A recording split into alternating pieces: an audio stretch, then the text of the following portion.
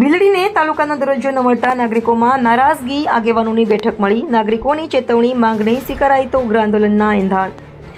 ગઈકાલે ગુજરાત સરકારે રાજ્યભરમાં 17 નવા તાલુકાની જાહેરાત કરી હતી, પરંતુ તેમાં ભીલડીનો સમાવેશ ન થતાં ભીલડી નાગરિકો, વેપારીઓ તથા આગેવાનોમાં ભારે નારાજગી જોવા મળી હતી। આજે ભીલડી માર્કેટયાર્ડ ખાતે આવેલ હનુમાનજી દાદાના મંદિરે આગેવાનો અને વેપારીઓની હાજરીમાં બેઠક યોજાઈ હતી। બેઠકમાં સરકાર સમક્ષ ભીલડીને તાલુકો જાહેર કરવાની માંગણી માટે આગળની રણનીતિ ઘડવામાં આવી હતી।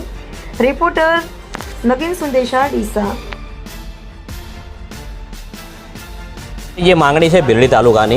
भीलडी तालुको आरएसएस संघनी दृष्टिए पण भीलडी तालुको गणवामां आवे छे। बीजेपीमां पण संघ बीजेपीनी दृष्टिए पण एक मंडळ छे भीलडी तालुको गणवामां आवे छे। वीएचपीनी दृष्टिए पण भीलडी तालुको गणवामां आवे छे। भीलडी पोलीस स्टेशन पण तालुकानी दृष्टिएनुं पोलीस स्टेशन छे, जेमां 38 गाम आवे छे। એટલે અમારી માંગ છે સરકારને કે ભીલડીને તાલુકો બનાવવામાં આવે। અને એની સાથે કેટલા ગામડાઓ અત્યારે જોડાયા છે? અત્યારે આમ તો ભીલડી એ ડીસા તાલુકાનું છેવાડાનું ગામ છે, એટલે બાજુના તાલુકાના પણ 8 થી 10 ગામો અમારી સાથે આવી શકે છે। અને હાલના જે ડીસા તાલુકાના એ પણ 35 ગામો અમારી સાથે જોડાઈ શકે એમ છે, જેથી કરીને અમારે લગભગ 45 થી 50 ગામડાઓ અમારી સાથે 15 કિલોમીટરના ઘેરાવામાં આવી શકે તેમ છે।